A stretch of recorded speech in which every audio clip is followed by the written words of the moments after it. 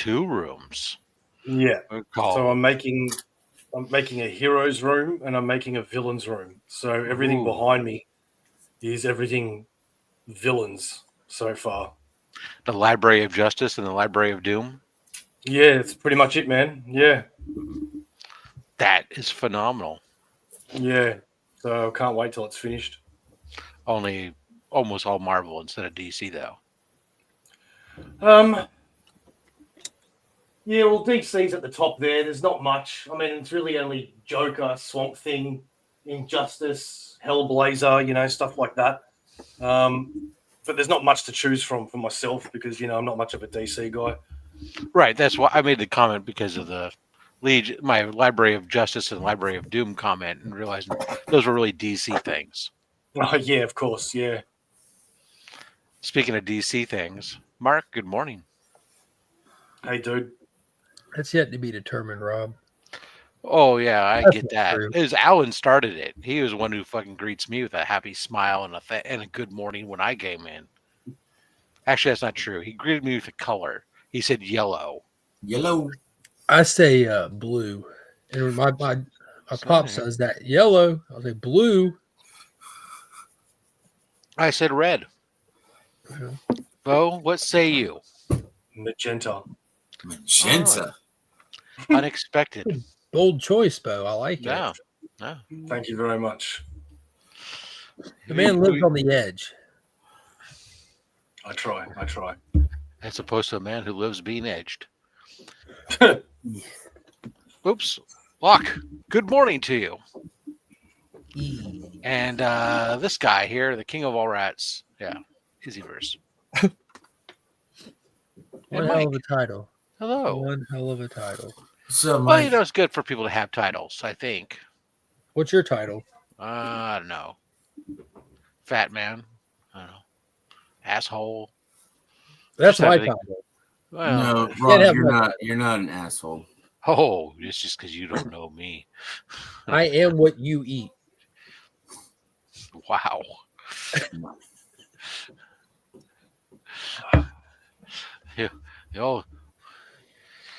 Anyways, we had a little bit of weather there. Where were you at? Is that what's been going on there, Bo? Not in my part of Australia, but at the top. Someone else. Okay, I get in Queensland. I wasn't really I wasn't really paying that much attention. It was late last night when it was a whole string of communiques going about in the For Life chat room, the hangout of all members of the Aussieverse. Yeah, up in Queensland, there's a hurricane that's been coming, and apparently it's going to hit tomorrow. So everyone's assuming the worst. So hopefully it's not that bad. Got it. Yeah. So have you ever been to how do they say it? Like Palau, Palau, Palau Islands out there? They're not like super close to you, but they're closer to you than me. I don't even know what that is, man. Yeah. Hang on. Palau. LAU. Rob, you remember the hit HBO television series called The Pacific that was a spirited sequel to Band of Brothers? I remember of it. Yeah, and you get the context where the story is going. That yes, the movie is about World War II fighting the Japanese in the Pacific Theater. Right. The primary battle that. Spoiler, by the way, it wasn't actually held in a theater at all. Yeah, but the primary location of the main battle was in Palau, and it's a forgotten. Not by everybody. I think like the population there is only like 15,000 people, but it's like a chain of islands and lagoons and stuff. And me and Finn, go ahead. It's north of Papua New Guinea to the right of the Philippines. It used to be an American territory for a while after the war. So like English is one of their primary languages. They use the American dollar, but it's very, very Palau. It's definitely. It is a string of islands as well. There's 1, 2, 3, 4, 5. I think they hosted Survivor there at some point. Oh man. Yeah, cool. Because that seems to be the type of places that Survivor likes to go. Yeah. I don't know. I mean, it has been, I don't know. I don't even know how long ago it's been since I watched an episode, but it was like, I think I stopped watching of Survivor. I think it was like, I haven't watched since like season 8. And I only started like on season like 5, so I only watched it for like 3 seasons. Some of the coolest kayaking and snorkeling I've ever seen was on this program I was watching about Palau, because of the way that it's set up with all like it's like the chain of islands and lagoons. Like they're snorkeling through like this crystal clear water, and it's like it's only looks like it's like waist deep about the whole time through where they're kayaking and stuff. It was wild. One of these islands, it took them about an hour like by boat to go from Palau to the island, but it was the actual island where that battle was held.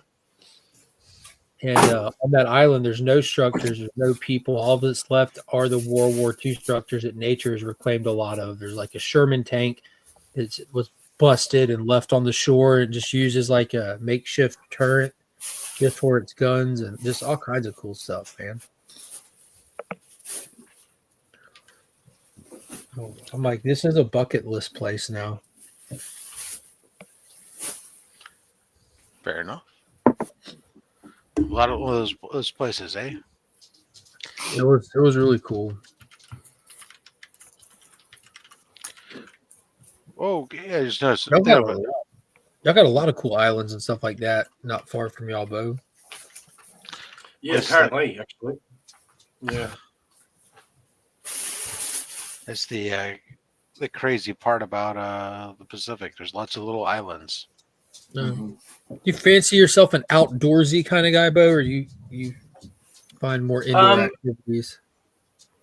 Definitely not when I was younger, but yeah, now I find getting older, you want to do a lot of things, and yeah, I'd really love to. I haven't. Sorry, I'm giving you a long-winded answer. I like long-winded answers this time of day.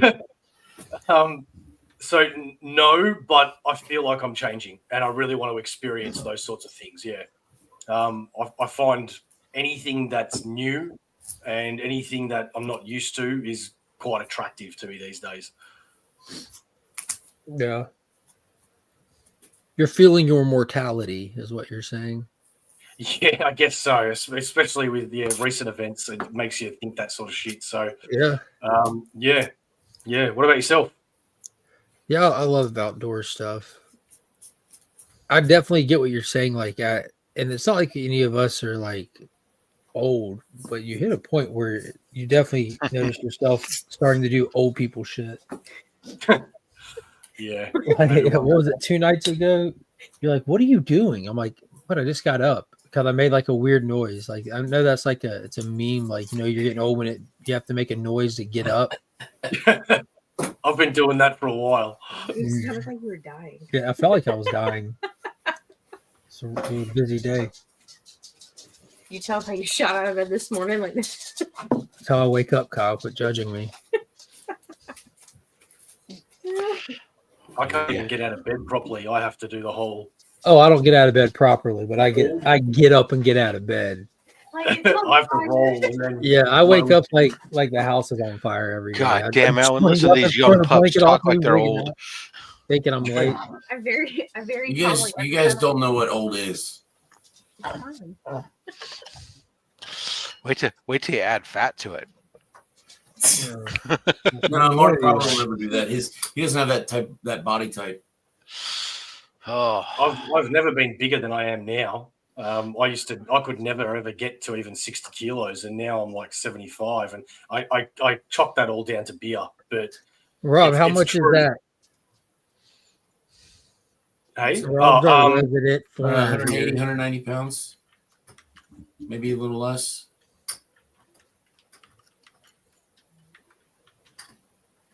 £154. Nah, Jeez. that was off. There you go. That's like a good gust of wind will take you. How tall are you, Bo? Like 5'10", 5'6"?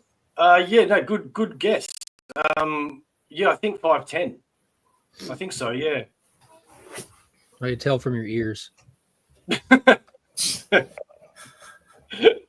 take that as a You can compliment. tell by your ears. All right, well, let's start the question of the day. I want to toss it to Rob first. What'd you think of first 2 episodes of Daredevil, Rob? It was fine. Tell us more. I'd like to watch more. I don't know. I don't want to dig into it too much, but I mean, We're digging in. It came out Tuesday. Well, I'm still not going to spoil it. You don't have to spoil it, but you can dig in. Go ahead. It's funny. Is like I watched a lot of people who gave their real quick. I hate to interrupt you, but real quick. Foggy gets killed in the opening. Daredevil throws Bullseye off a building. He barely survives. He quit being Daredevil. You get a new law firm. All right, go ahead. There's all the spoilers that are now out of the way, and you are a free man, Rob, to speak freely how you want. He just ripped the bandage right off, didn't he? Foggy gets killed. You are a free man, Damn. Rob. Yeah, and Karen moves to San Francisco. There you go. That was the most dangerous thing that happened in the show. That Alan just nodding. Yep. Mark. So yeah, MJ's like, oh, that's the first episode. Yeah, that's the opening scene. It's the first. It's basically how they end. Hey, I said we're doing spoilers, Locke. It came out Tuesday. We're past any kind of embargo on spoilers. If someone hasn't watched it by now, I get you might not have preferred spoilers, but you honestly don't care. If you ain't watched it by now, you honestly don't care. I haven't seen it, and it doesn't bother me. I'm still gonna watch it. Yo, that's literally the premise of the show. That's not the show. Yeah, it's true. Well, it's the why I bring him back, because it's the start to get us to where he's at. Yo, one of the most iconic Daredevil runs outside of Frank Miller, because like every comic has its most iconic run, right? And that'd be the Frank Miller run, and they touched on a lot of that comic book content already. I'd like to answer that question though. And then beyond that, you have like the Brian Michael Bendis era. And in that Brian Michael Bendis era is when we lose Foggy. A lot of the people complaining about the death of Foggy, I'm like, and it's not just one of those things where it was in the comics, because there's a lot of bad stuff in comics, but that was literally a plot line, like what Wilson Fisk is up to and Foggy, like it was kind of nonchalant the way they did it, but it's yet to be determined too, like the true motivation behind what Bullseye was doing, because it felt random as hell. But we'll see. I don't think he's dead. Yeah, he'll be back as the Scarlet Foggy. Got it. I thought you were going to say the Scarlet Pimpernel now. Because he's signed on for season 2.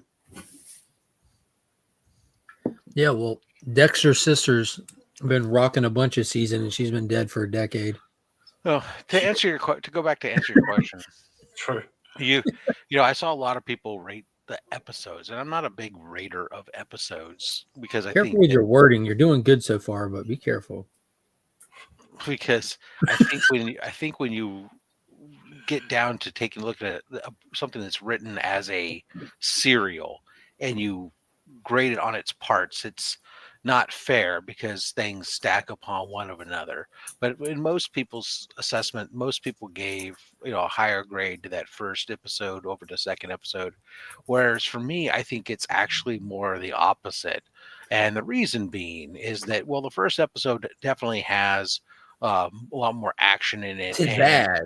Yeah, and that gets a lot of attention, and people, I think that people tend to overrate episodes based on the amount of action, fight sequences and stuff that are in them versus content of the story. And I felt that episode 1 was just a lot of setup, which was fine, and it's good to have a setup. But episode 2 is really where things are starting to roll now. And we're starting to get into this, the meat of the story, and starting to set things a little bit deeper. And I got a lot more intrigued by some of the stuff that was going on, and where things are leading us, trying to now formulate in my head, where do I think this is going, type of stuff. So it was a little more interesting to me. And of course, the ending of episode 2 just was like, oh, at first I'm thinking like, okay, this is good for his case. And then I'm going, oh shit! Now they would have matched, threw it in the room and walked out, didn't they? With that second episode. Did I cut it off too soon? I don't think so. No, not literally. It was a metaphorical match. Metaphoric. Okay, yes. Yeah. Okay. I was just saying, wait a second, did I miss something? No. Daredevil was the match. Got it. Yeah, no, I mean, it definitely was like you could just see, like, I mean, you understood what happened, and you could, but and you could see his just like his thoughts, like, oh shit, well, here I go again. Yeah, the what elevated the first episode for me, it wasn't necessarily the content of the episode or the really tough opening, but it was the return to it. It was because you're going in with your expectations at that point. We've been carrying them for however long, waiting on the return of Daredevil, and seeing the performances, like naturally I'm comparing it to the Netflix show and seeing the tone of the show, the way that it's filmed. They did a lot of freehand camera work in this one, like a lot of freehand camera work, unless they just got a guy with a setup and they're shaking it. But just they did a good job of capturing a lot of that Netflix feel, which I think is a necessity. And at the same time, you can see where they're really pushed to get past the Netflix area to make it where this was its own thing.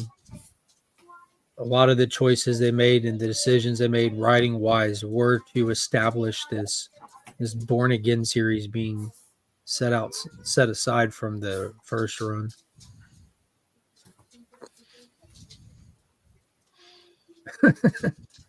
Beckerman is a stand-up guy, 100% not a packing mule. Seen several people chime in that they too also thought the second episode was actually a little bit gave it a little bit higher rating or whatnot, or better overall for where we're going and stuff. So more content, meatier type of thing, I guess, is maybe the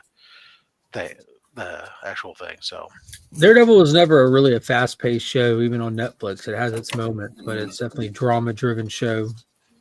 And that second episode felt a little bit disjointed to me. I've always been not like as hyped up about Vincent D'Onofrio's Kingpin portrayal. And it's not his performance, it's the way the character's written, where he's this hyper-confident extrovert presence one second, and the next he's a fidgeting child. And those inconsistencies kind of like just stand out so big to me. Like he'll be sitting at a single scene with a one-on-one with him, and he'll be presenting this aura of toughness, and then he'll just be fidgeting, and I don't know, it's weird. The combination of the projection of power and all this stuff at the same time, you've seen that he is the effects, ramifications of the previous of stuff like Hawkeye and the scar with Echo, and the ramifications on that. That's just how it's made him vulnerable as well at the same time. He's been like that since like we first were introduced to the character, but a little more so. I think now this is kind of like accentuated. I mean, before he always had his past. There's like some past trauma elements to that stuff that are there that make him to be who he wants to be. His stuff with his dad and all this other stuff, but this next step level. I mean, just this seems like it really kind of accelerated or made it a little bit more pronounced. Yeah. It's an interesting take on the character. Yeah, I like it so far. Bo, what'd you think of the first two episodes of DareDevil? I loved it. I think Born Again. I'm so let down by so much Marvel lately that I think anything that's half decent is gonna look awesome, even if it's not awesome. But this is awesome, I think. We don't know. We're trying to solve it. We're getting to the bottom of it right now. I love how the big Disney money though has made his gracefulness in the way that he moves now just a lot better. On that point, did you see a lot of the memes and reels where people were side by siding the Ben Affleck Daredevil footage with the Born Again Daredevil footage, where he's running the rooftops and stuff? I'm like, yo, this is going to be one of those rose-tinted glasses things. Like, people are praising, myself included, the Daredevil running on the rooftops, jumping on them. acrobating his way, using his billy club to pull himself up. It looks just like the Ben Affleck Daredevil footage from years ago. It's not like they just cut and edited it in, but like the special effects, the way he's moving it looks like the Ben Affleck Daredevil. But either way, I still enjoy it, man. One of the biggest kicks that I got was that conversation between Wilson Fisk and Matt Murdock. I've always been such a sucker for the evil guy and the good guy just sitting down and talking like Magneto and Professor X. And right. And I've always loved that dynamic, man. Just sitting at the diner and just having that conversation. Yeah, I was like, we know who you are. Let's just. I just love it, man. Like that's my jam. I just eat that shit up, and to this day, I still think the Kingpin is the best villain character on any Marvel. He's just so freaking amazing. Such a good actor. I'm hoping it's what I can't wait for Punisher, man. I just can't wait.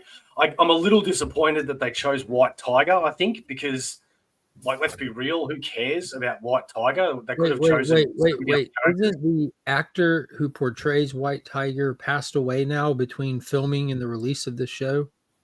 Oh, okay. I should have let you go on for longer. I feel like I knew that, but I'd forgotten. Because that's something that totally slipped my mind. But I've never liked White Tiger, even in the latest animations and all that. It's always the daughter, the female version. I've just never dug it. Real quick, big shout out to Perry for dropping some love in the chat. He gifted 10 Legion of Comics membership, so big shout out and thank you to Perry. Awesome sauce. That sauce is awesome. Yeah, he's safe. Bo was talking about his love for the character, not the actor. So, no, he wasn't. He was talking about his hate of the character and not the actor.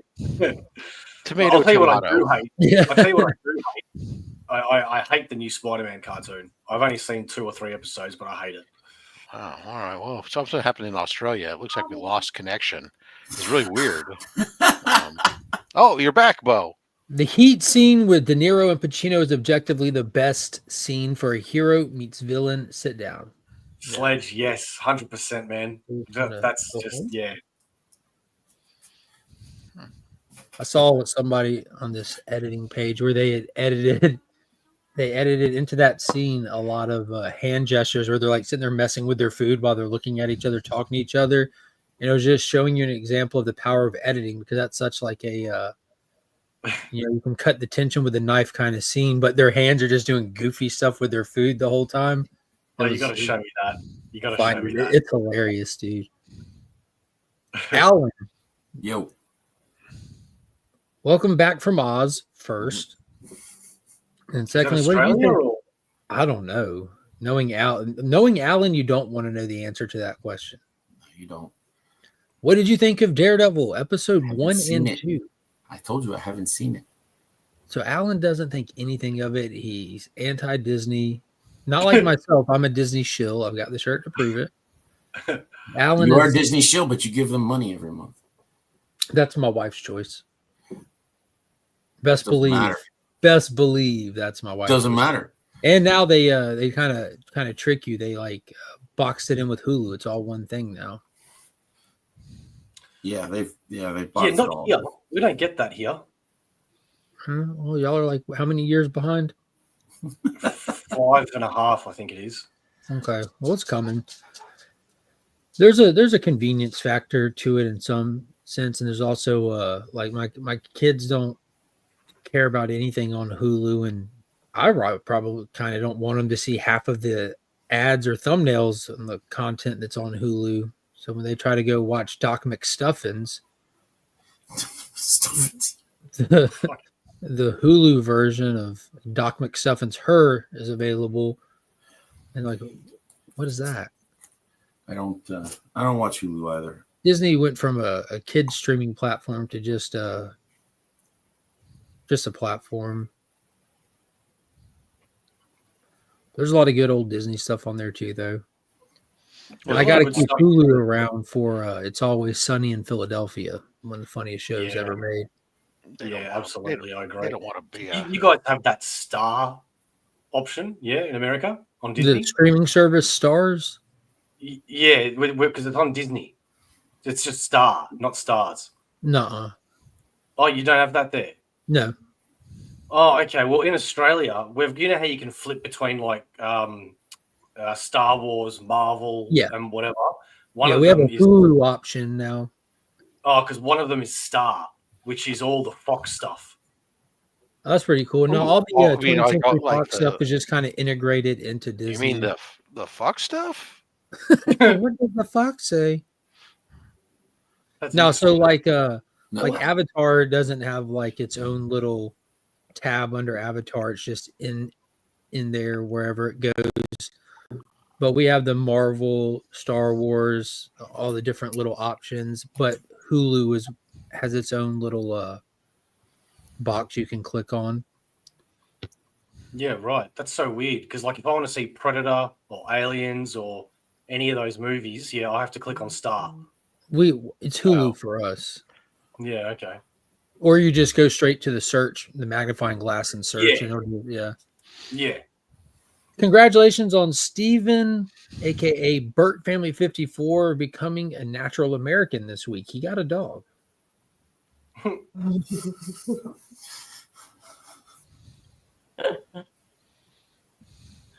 This is his first ever dog or what?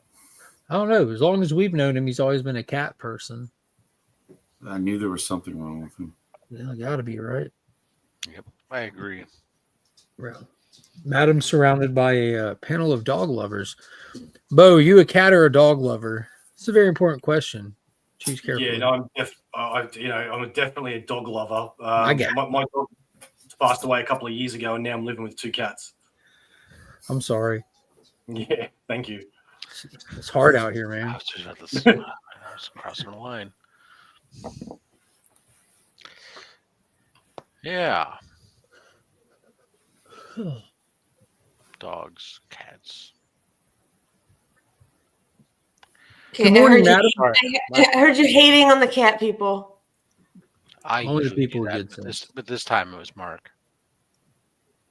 Mark. He's taking it up for me. I'm I'm disappointed. not hating on the cat people. I'm really Yeah, I just was congratulating most the cat on disappointed. having a pet human.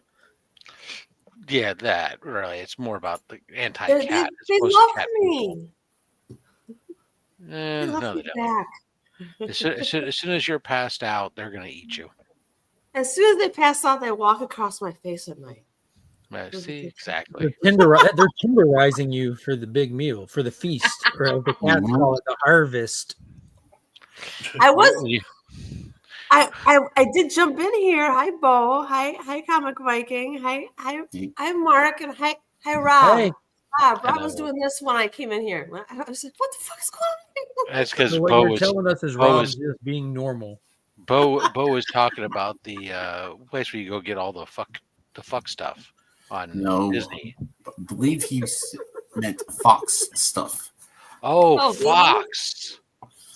Oh, that makes a lot more sense then. Yeah.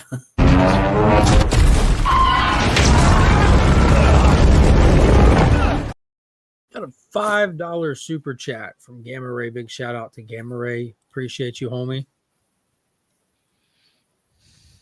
We still have our kids. Agree. It's hard to get rid of them. The problem is I have a catapult, but I don't have a kitapult. Oh, Rob. Brandon says his cat cries for 5 minutes before using the litter box. Yeah, if you're lucky in there. You can use the litter box. I do want to let everybody know while we have 19 people watching, this Sunday I always do the live stream at Weeks In, which is a spoiler-filled look back at the week in comics, movies, TV shows, all that good stuff. This coming Sunday, it'll be at a special time of 6:30 p.m., and I'll be having on for the second time, now that they got their second new series out, the Amazing Miranda Brothers, a brand new title, Blade Forger, dropped this week, and we'll be on discussing that. And I have a copy of the New York Comic-Con preview edition, which has more content in it than issue 1 did. It's, I guess, exclusive to this book, and it's signed by both Inaki and Roy Miranda. So you do not want to miss that stream. The stream has already set. It's up, so you can go over there and hit that notification bell so you don't miss out. Good time. That was seamless. Pretty good. The thing, Yeah, Madam, it's solid. we always have to remember about cats and dogs with this.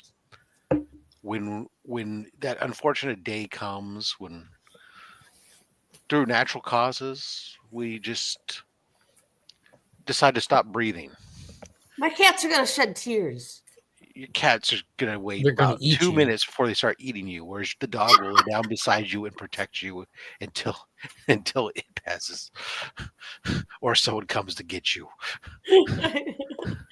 It's true. True. In fact, I have to let my dogs out, actually. Speaking of dogs, I do have 2 At dogs. least the dog will protect you from the cat. Maybe.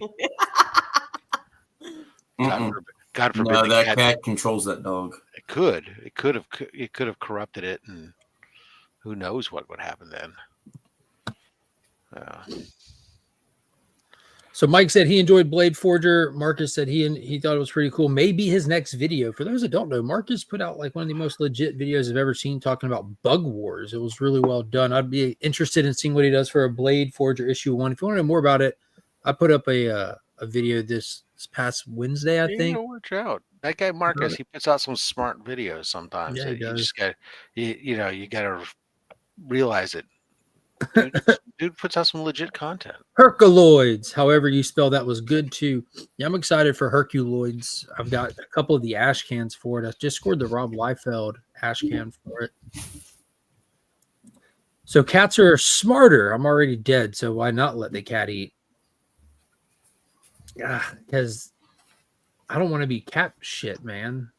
Like, I don't care what state I'm existing in. I don't want to exist in the form of cat shit. Ambush bug? Put that on your I do have gravestone. a cat that can fetch. She's quite smart. And another cat that can shake hands. Are they? Because I'm going to tell you this. My dog won't play fetch. If I throw something, my dog will look at it, get thrown away, and look back at me and go, "You're a fucking idiot." Yeah, look at Rob. Like, Like, you'd be like, why the fuck aren't over you there. touching that, Rob?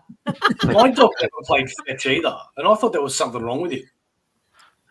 Yeah, mine would go the first you throw something away the first time, he'll go over and maybe he'll bring it back the first time. But the second time you throw it, that's it. It's like, well, obviously you don't want this, so I'm sorry I brought it back to you the first time. One of my cats plays fetch.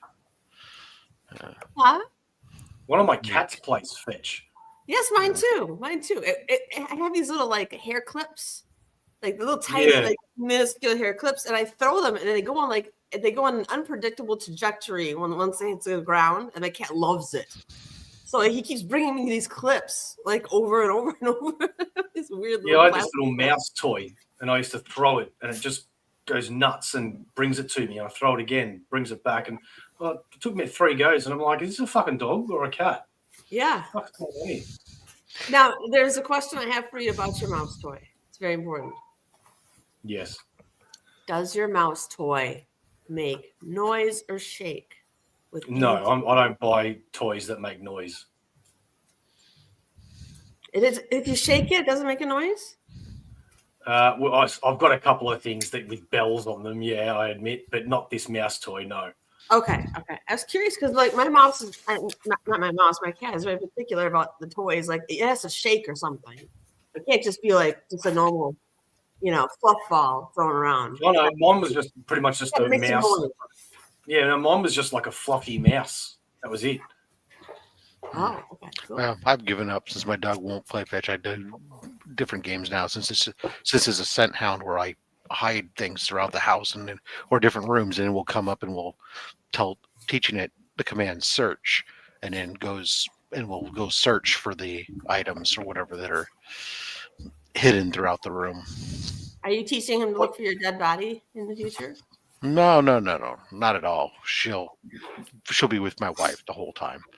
Okay. Won't care about me much, but it's more of just something to stimulate. Since she's a scent hound, is to get her to let her practice using her sense of smell and to locate things and something. God, have you guys ever seen that documentary Buried about the avalanche in Colorado? They had a search and rescue dog, and this dog, they brought out a dog because people were buried in this avalanche. They brought out a dog to help search for people who were buried. And the dog kept going into a certain spot, but they had to call off a search because it was getting worse weather.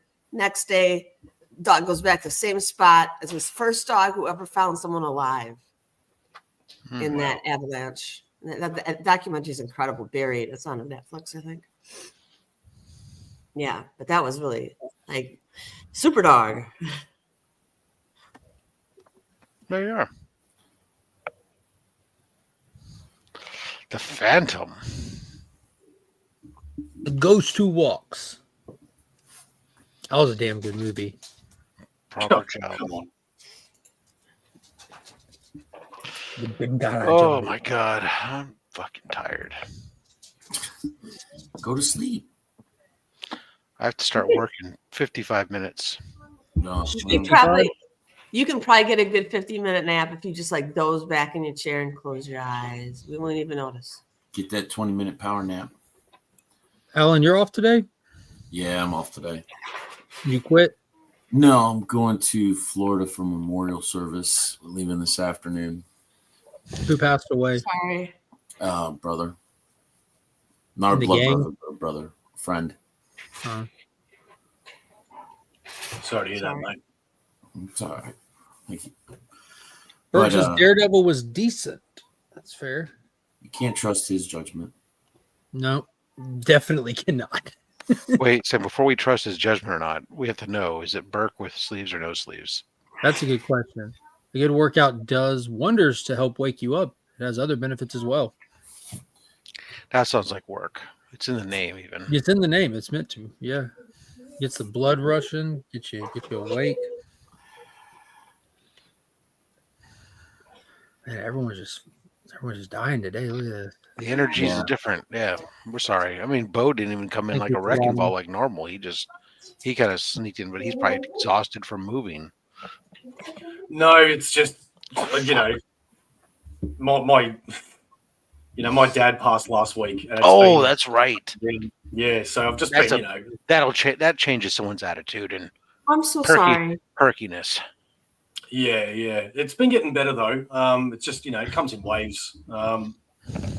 Yeah, well, it does for years, unfortunately. Yeah, just those Rob, times. Rob speaks the truth. Yeah, it just come less frequently, but I know. Yeah. Anyways, this is my clip. My cat chases here. Echo.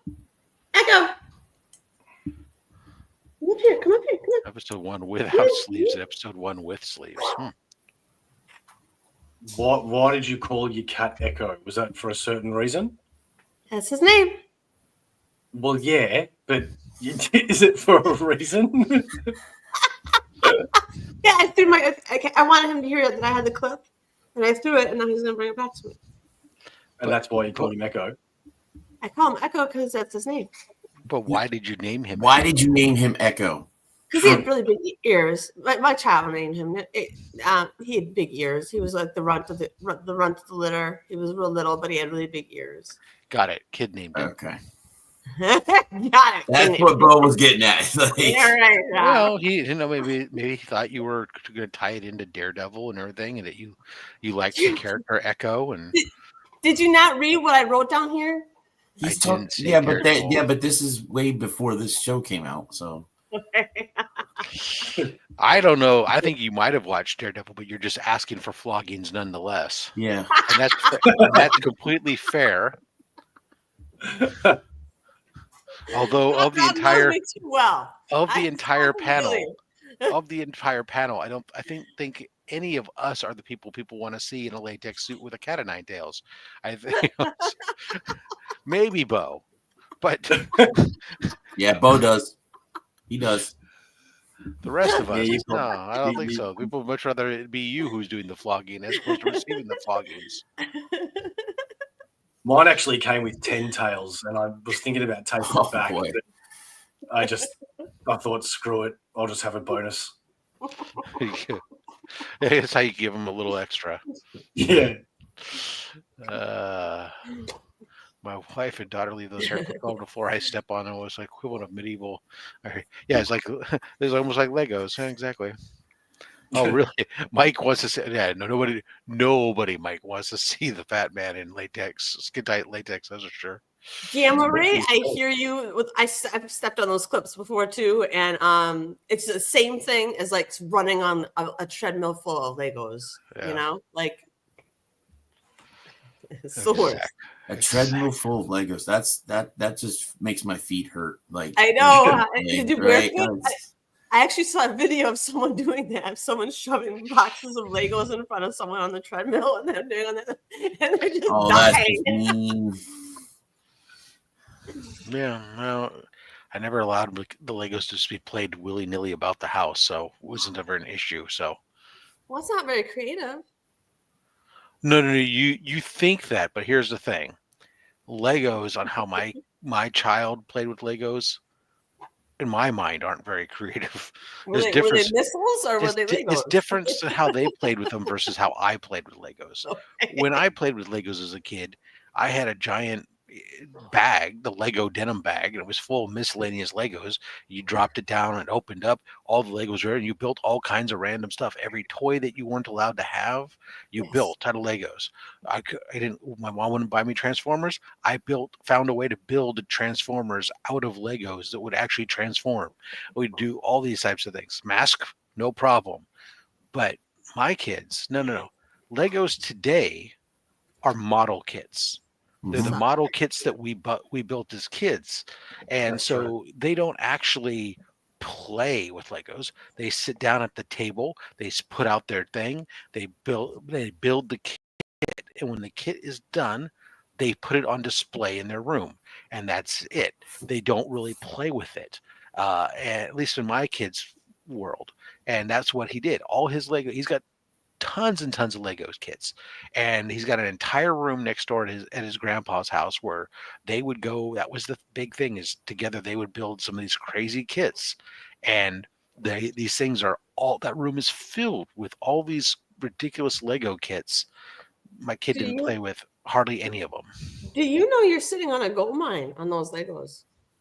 No, they don't have boxes and stuff. It didn't say even just spare Legos. It doesn't matter. People go crazy. People will buy Legos for like crazy amounts of money. If it's complete, that's the The box is a plus, but I mean it's not a deal breaker. It's like a G.I. Joe, depending on which ones you have. Yeah. Well, I hear you, Rob. I used to have a bucket of Legos that were just all little. They were all rectangular 2x4s. You know what I mean? That's what when my son was young, that's one of the first things I bought. I bought him one of these, because you can still buy like sets that are just miscellaneous Lego pieces. Mm-hmm. Didn't play. I don't know that he ever played with any of that shit. It was only the full sets is the only thing he wanted to do. He didn't have the imagination to build his own thing. Stifled his creativity. By giving him the Lego set, that stifles creativity. The same way giving a child a coloring book stifles their creativity, because they should be creating their own drawings. I disagree. Coloring in somebody else's. Because me and my friend, when we had our Legos, we had the kit and we had the book and all that stuff, and we'd look at it and we'd look at the finished product, and we were like, we don't like that. We're going to change it.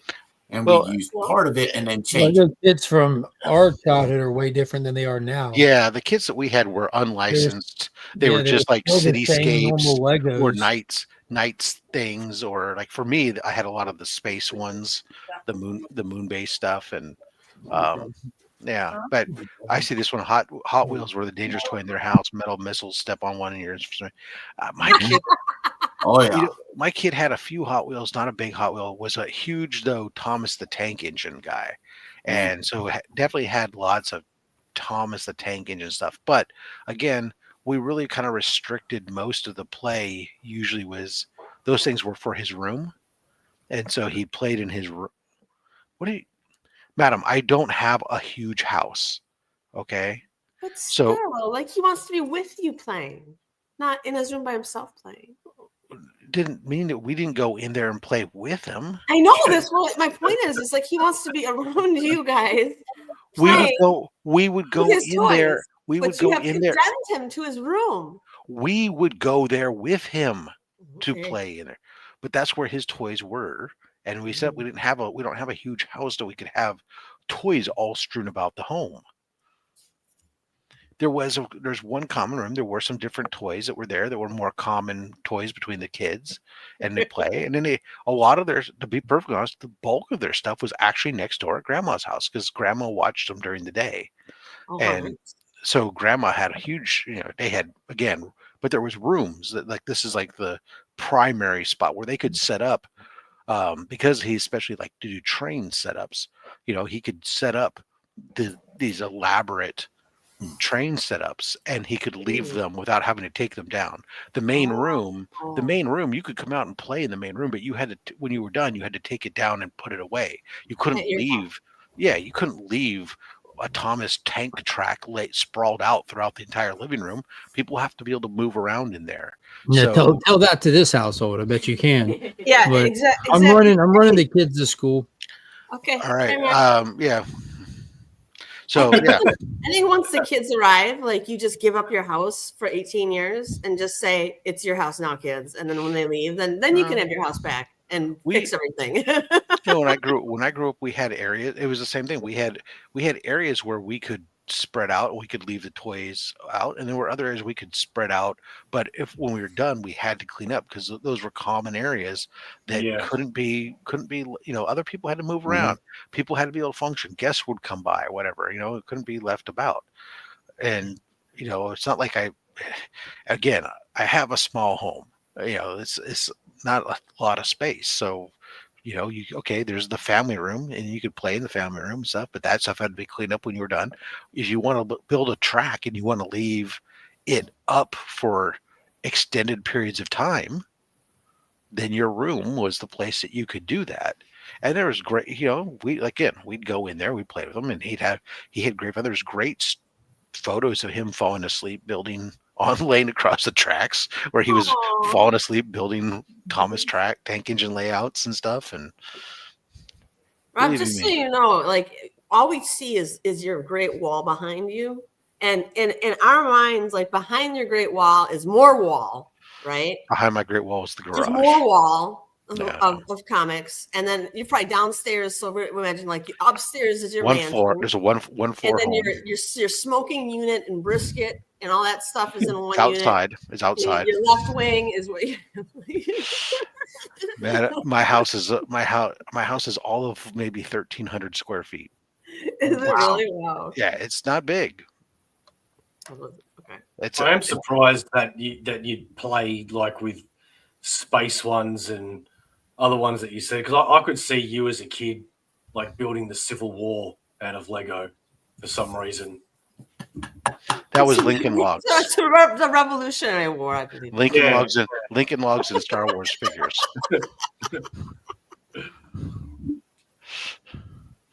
Like, oh, that's accurate. Wooden blocks, Lincoln Logs, and Star Wars. Lincoln Logs, right? Yeah, maybe a few bristle blocks just for fun. Here you go, kid. Here's a whole bunch of sticks cut out exactly the same. Have fun. That's right. Stack them. Learn how to stack round sticks. Now, if I ever find myself out in the woods and need to build a log cabin, as long as they're all pre-notched, I know how to build one. Pre-notched.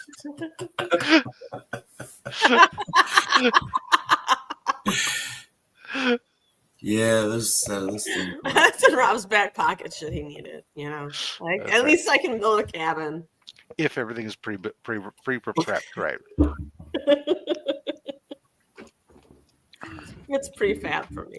I mean, you gotta remember, out here where I'm at, housing, there's big homes too, but it's so expensive. I mean,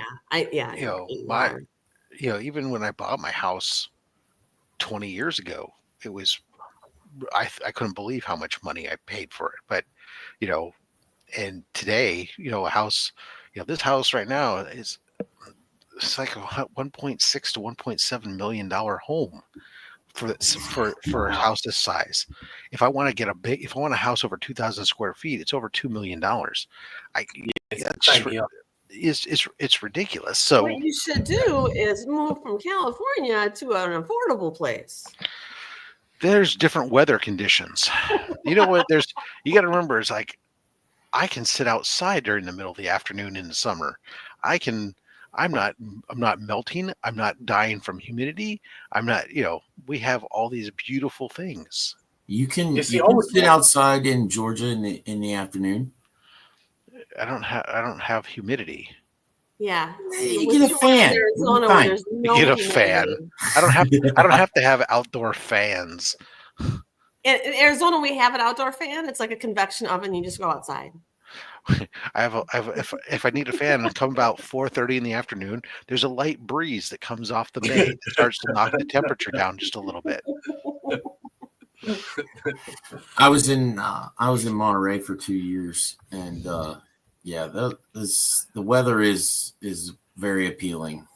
Yeah, very, very appealing. And it's even better where I'm at on my side of the mountain, because Monterey is a lot wetter. Yes. Is that in California? Yes. Uh-huh. Monterey, yeah. California. Monterey is on the other side is a coastal town. It's so from where I'm at, it's about 45 miles south and on the other side of the coastal mountains.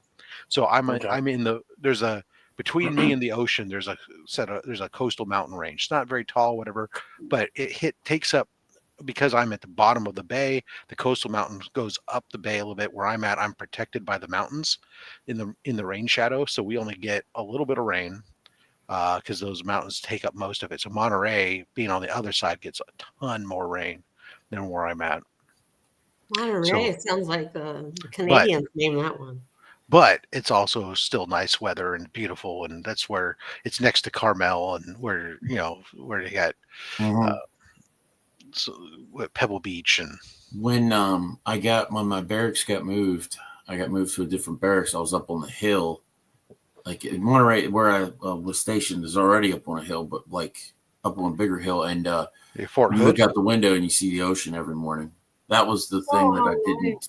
Yeah, that was the thing I didn't take advantage of when I was there, because I hated it there. Where were you? Monterey, California. In Monterey, California. And he hated it there. I hated it because of what I had to do there. Yeah. Yeah. What was it? I was at the DLI. DLI. Yeah. Learning for those that don't know, that's the Defense Language Institute. They teach you different languages. I was learning Arabic, and I despised it. Wow. Oh, I believe you were learning Arabic for sure. I believe you did have everyone learning. That was in 2006. Yeah. Huh. 2006. Wow. Was that? So do you know some Arabic now? Mm-hmm. That's after. Could you read some Arabic if like a news channel came on and was on Arabic? Would you be able to pick out words? Depends on how slow it's going. Yeah, but yeah. Crazy. Cool. Yeah, my brother went there. I mean, his primary was Hebrew, and then had obviously, because when you go there, they teach you your fluency in one language, and then he was learning some basics in surrounding languages, because he was on he was in the Air Force on RC, so they'd fly over a region with different language experts, and they'd all be listening to eavesdropping on what was going on, and pass, oh, hey, this is for you. They want to be able to recognize something. Oh, hey, this is this. Hey, so-and-so, you need to listen to this one or whatnot. Yep. And so they could do that type of stuff. But how many languages do you know? It's your first like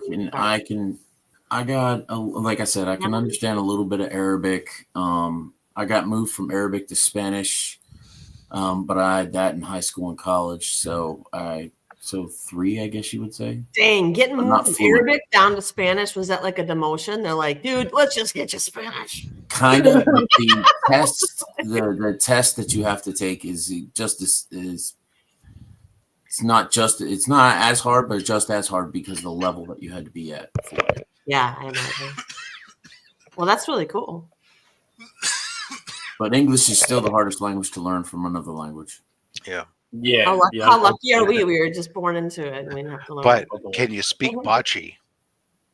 No. I think Spanish. What I really need though is a droid that understands the basic binary language of. Yeah, good call there, Collector P. But then it was everyone was always that sandwich shop down there that everybody always talks about. Paños. It was good. That's all I ever hear about. Anybody who's been down there, what did you? Oh, if you're there, I don't know if they're still open or not because I thought last I heard the owner was having health issues, but he was there was a special handshake and he catered to the military there, so catered he would hook you up. And when you got a piece of cake, it was basically what normal people would call half a cake. Like that's the piece. That's the size of the piece. That's awesome. It was huge. And the sandwiches are huge too. And they're not small. But Companions was awesome. Did you get a military discount there? Yeah. Oh, of course. Yes. Yeah. Always ask. Oh yeah. Even if they don't have one, then they'll feel bad that they don't have one, and then they'll give you something like a senior citizen discount. When I came in, they so the Marines aren't allowed to go anywhere off base in their camouflage uniform, unless they're going home. Mm-hmm. You can't stop at the store and all that other stuff unless you're on base. But Companions at that time, Companions was a place that we were allowed to go off base in our uniform, and then that got nixed after I was there for a year. So no more lunch at Companions unless you go back to your barracks, change, and then come back and change back in your. That slows you down, yeah. So, what's the reasoning for that? They just want to keep everyone looking just perfect, and their Marine Corps is their persona packed. Some people have their own things about it. I disagree in their leanings, but it's just they want you to stay focused on what you're doing when you're in that uniform, and if you go somewhere else, then you're basically taking your mind off of it. Oh yeah, okay. I guess that makes sense. Yeah.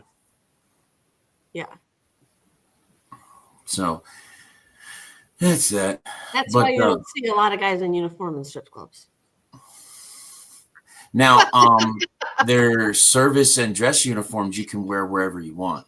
It's just that the camouflage utilities are the ones you can't wear off base. The other ones, like the dress blues, yes, you will wear that everywhere because it's the best uniform in the military. So, yeah. That one's for balls and dances and. Usually, yeah, this is dress uniform. Ceremonies. And... You're not a fan of the. Never mind. Which one? The Navy whites. Come on, man. Navy whites are awesome. I just could not, and the biggest reason I didn't join the Navy is because I can't be called a seaman and wear white. Can't do it. I won't do it. Not doing it. Not a fan of bell bottoms either. No. So yeah. Now I do enjoy the Navy black. It's basically just like the white, but it's just black. I do enjoy that. I like that uniform. That's fair. Monterey was a great place to run too. Oh, it's never hot. Yeah, I ran in the half marathon there twice. It was really, really good place. And the humidity they have there is different. It's a cool humidity as opposed to a hot humidity. Yeah, it's almost perfect for running. If you're gonna have and it's sea level, it's perfect. Yeah, indeed. Bo, how about you? You like to go running in the Australian environment there? No, I don't like to run at all unless it's away from the cops. Well, on that note, hey, there's the immortal Biggie Shack saying, On that note, that's just me. we'll just let that sleeping dog lie. And by the way, if anybody there has seen Claudia since the move, please let us know that she's okay.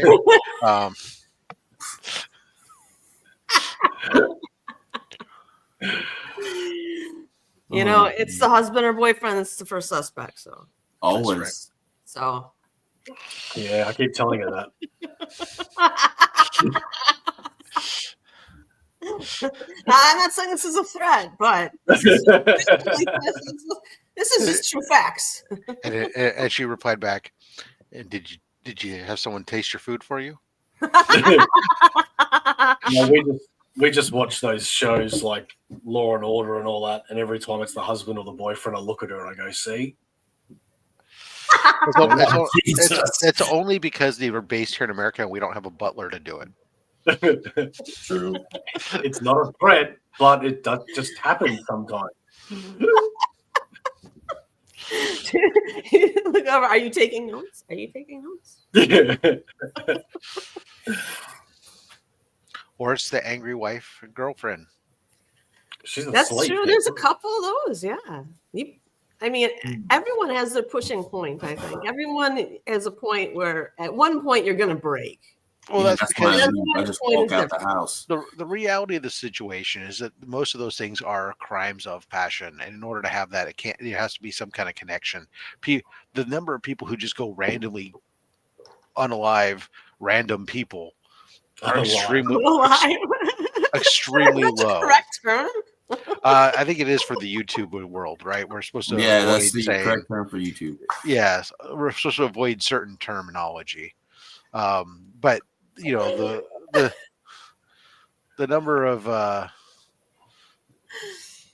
MDKs that just a random. That's just not a. So next time I'm on the couch, little reference to the oh god, the Stallone and Snipes movie, Demolition Man. Yeah. Oh yeah, I love that movie. Oh my god, I haven't had one of those in so many years. Demolition Man. But so I mean, it's one of those things. It's like those things aren't the random stranger thing on that is for in most of the places is pretty low. Unless you're involved in shady shit, maybe. But you know, otherwise, it's the same thing. It's the same thing with like kidnappings, right? The random stranger kidnapping is in reality a very rare occurrence. It might get the headlines, but they're the really rare ones. The majority of the times, it's a family member who does or a family friend who does kidnappings and stuff. So. We're on a downer note all of a sudden. Let's bring this up a little bit. Madam, what art have you been working on lately? Oh, you want to see what I did? Oh my god. What a segue. As long as it's not something that involves MDK and I'm going to turn around to Claudia one day and say you might wake up unalive. Probably not.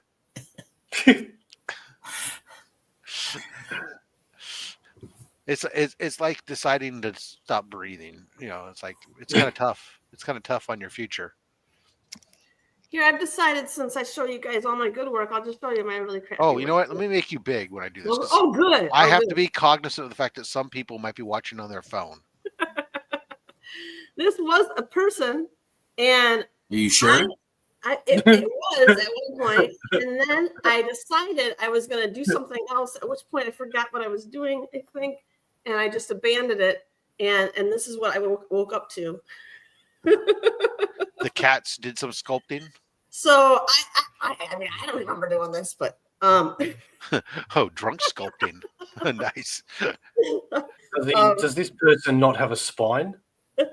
No, it's the Matrix. It's the Matrix. It is totally like the Matrix. It is totally like the Matrix. Thank you, Rob. Oh, he's bowing. He's like bending over and like he's avoiding a bullet from the Matrix for sure.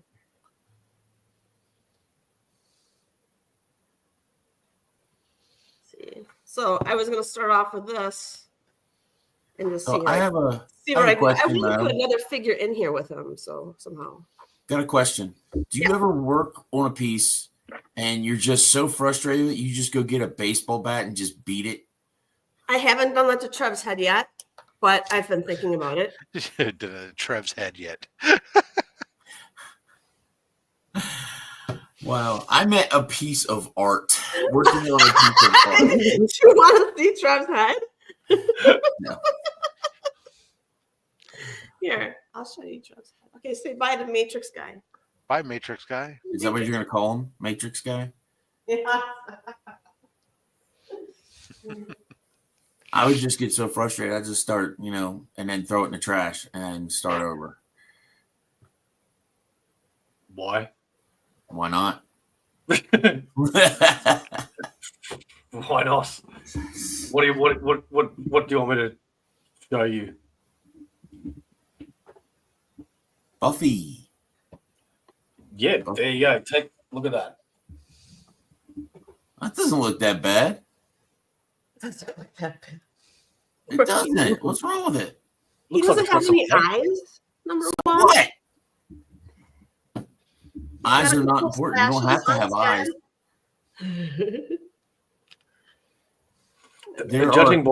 Judging by those ears, he's going to be quite tall. There are tens of people in the world that don't have eyes. There's what? Tens of people in the world that don't have eyes. Yes, but Trev isn't one of them. Well, then get him some eyes. You can always add eyes. Yeah. Stick those googly eyes on them. You know those ones. The googly eyes. Yeah, That would be awesome. This beautiful sculpture with googly eyes. I'm gonna have to do a stream or something and just finish it up, and be like, Trev, I'm gonna need you to finish it up because it's been so long. It's been like a year now. I swear to God. But I really like the way he started, and I would never break him apart to start something else because I really think he's gonna make it. Nice. He's gonna make it. He's gonna make it. You super believe in him. Great. Yo. So here we are on Friday, talking about MDK, art, running, military. I mean, we've covered the gambit. Daredevil. Yeah. Is everybody caught up on Reacher or no? On what? You know what? I didn't watch this week's episode. I got distracted by Daredevil. I remember thinking to myself, well, what was I normally watching this week? And then now you're just reminding me. It was Reacher. I missed out on this week's episode. I'll have to go watch that. Oh, I've never seen it. In my defense, though, I've also fallen asleep a lot trying to watch TV this week. It is.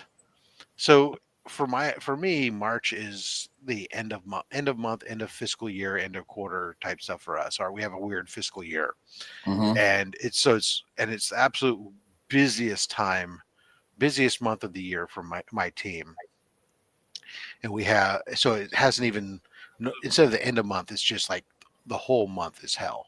So I just came out of end of month of last month into just continuing the hell. I got team members that are taking time off, so we're shorthanded that I'm trying to cover for. And now we're dealing with one of my team members get diagnosed with breast cancer. Ooh. So they're going, they're missing a lot of time as they're getting a bunch of different tests and exams and stuff done to try to figure out their treatment plan as they get ready to start treatment at the end of the month. And then we'll potentially be shorthanded for an extended period of time when they're out. Even though they can work from home, there's still a period of time when you first get started, depending on how you don't know how you're going to react to chemo. You need to focus on that. You're not going to be trying to focus on work. So yeah, it'll be interesting, I suppose. But so I've been working, longer days and everything else, and just trying to keep up with the basics is tough, let alone TV.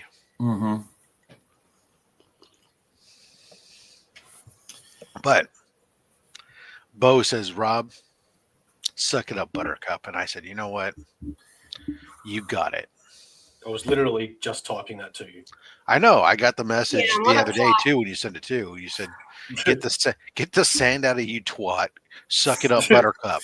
And I said, "Damn." Wait a second. We can say twat, but we can't say the other word. Whoa. Cunt. Whoa. Australians say it all the time. What No. stream did I get on? You know what I'm talking about? Earlier conversation. We used that one. Yeah, because that's what have we come to? America, Puritans. I don't know. America.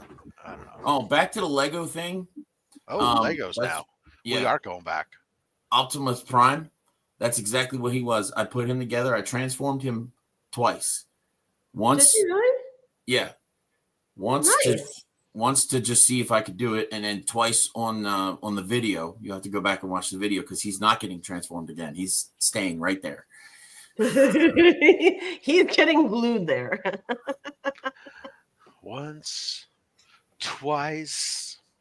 That's all you're gonna get. All right, I could actually. Yeah, you know where I was going, but but apparently transform not. a lot easier. He's not becoming a lady. He can't. He's not that kind of transformer, Bo. No, you said no. That's transition, not transform. Not and also not to be confused with transgenic, right? Yeah. But anywho, what's going on here? He found his marbles. Was it marbles? Oh. Marble Man. Make me big, Rob. Yes, ma'am. Thank you. I am here to serve. Thank you. Yes, those are marbles. Those are my grandpa's old glass marbles. I don't know. What do you think? I used to play marbles. Before he discovered the universe coming out of him. Mm-hmm. Oh, okay. And then the universe fell down. It collapsed within. It actually fell out of him towards the front. And it actually looked kind of cool. But then I took it out and then I put in the marbles, which are more colorful and less specific than the universe, I think. I don't know. What do you think?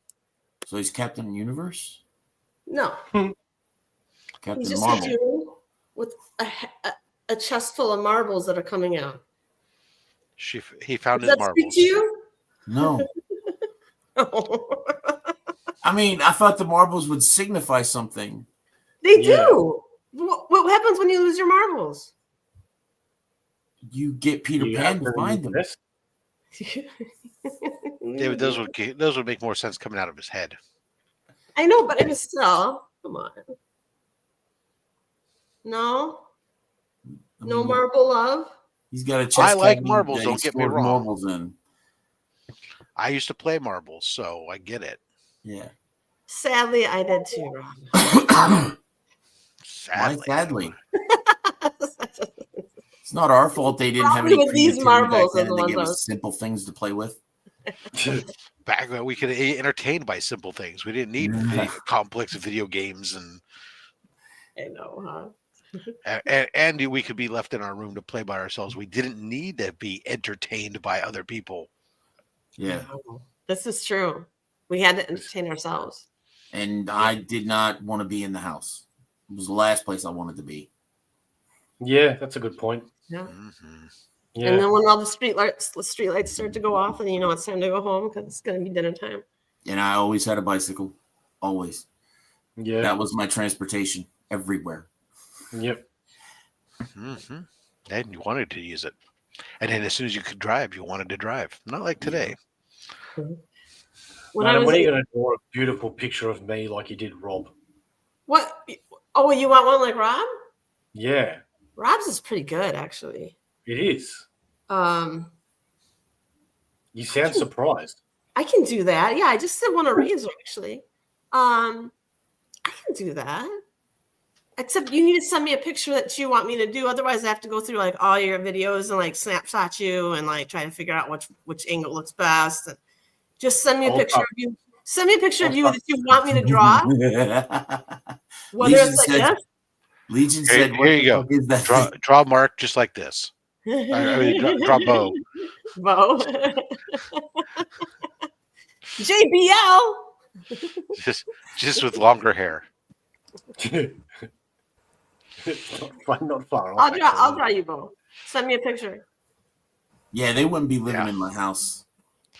22 and 21. I get, look, my kids are 21 and 24, right? My 24-year-old, when he was younger, I tried to get him to learn how to ride a bike. He got to the point where he finally got up on two wheels and went down the street, and he came back, he said, "Dare, stop bugging me." And that was it. He never rode a bike again until he was going away to college.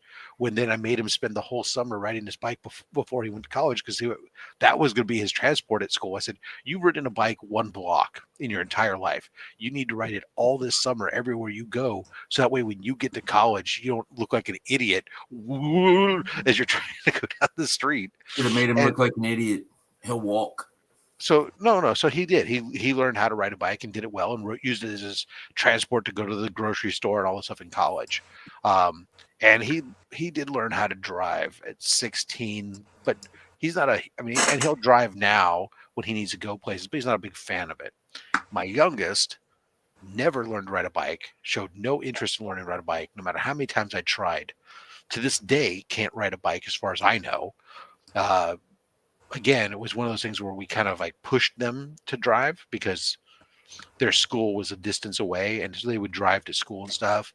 But now they are pretty decent and willing to, because they now drive themselves from school in Oregon back down to here.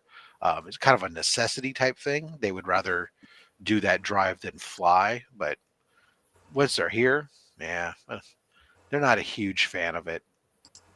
I was skateboarding and riding a bike as soon as I could. I remember learning how to ride a bike, and my dad would just pick me up while I was sitting on top of the bike, and he would pick me up with the bike, and he would just throw me down a grass hill. Nice. And be like, "Help! Trial by fire. Trial by fire right there. At least the hill was grass. Yes, it was grass. Grass, not gravel. I can say that. When you fell, you only got grass stains. And maybe a bruised clavicle. You didn't get the harsh pain of, here's an asphalt road, you better learn how to stay up. Right. Remember when I was riding a bike with my friends at one house we lived in, and we'd go down to the convenience store, and there was a big old, like a sewer outlet that was coming right out beside it. It was about like a 4-foot drop off, and there was this little like strip, and it was about like that wide, like about the twice the width of a bike tire, of a normal bicycle tire, and we would fly onto that thing, just do it. Oh yeah. And it it's like I wouldn't do that now. Like there's a lot of things I did back when I was young that I wouldn't do now. I'm smarter now. I was a dumb kid, but you gotta remember, in the late 70s, early 80s, every freaking piece of plywood, no matter how thin, in a milk crate became a ramp, and you were Evel Knievel, man. And and if it was a little flimsy, you just throw some dirt underneath it. Yeah, not in the middle of the street. We didn't do that. We just, we just get another piece of wood on top of it or underneath it or something to try to stiffen it. But I mean, it was like, that was how many ramps were made out of freaking a half-inch sheet of plywood in a freaking, milk crate, and, kid after kid hitting that thing. Oh, is it shifting? Fine. Or, every street curb or anything else was always just constant as urban kids, making jumps out of anything, because we all wanted to be Evel Knievel, man. Right until we hit the cars. we were in the woods, me and my friends, one day, and one of the funniest things I ever saw is he was riding his bike and he was going through this mud puddle. Well, the mud puddle was deeper than what he thought. The tire just got stuck, and you just saw the bike, just the wheel stayed stationary, and the bike just went like in slow motion. You're just watching it happen, and he goes flam. That was probably one of the videos. All right, funniest things I ever saw. Video clip. Mark says, "Oh, I don't. I'm afraid of this one here." Play that bottom one real quick. Is your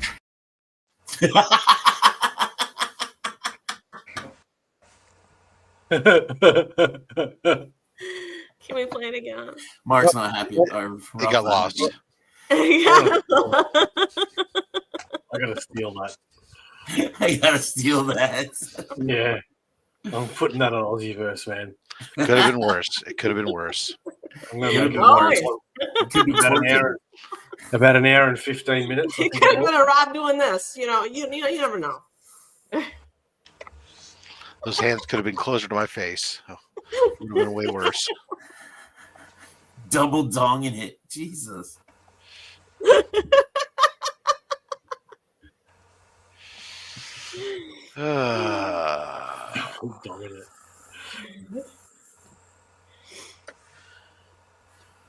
what are you guys doing this week? Is there anything special? Is there any new Marvel series that are coming out I need to be watching?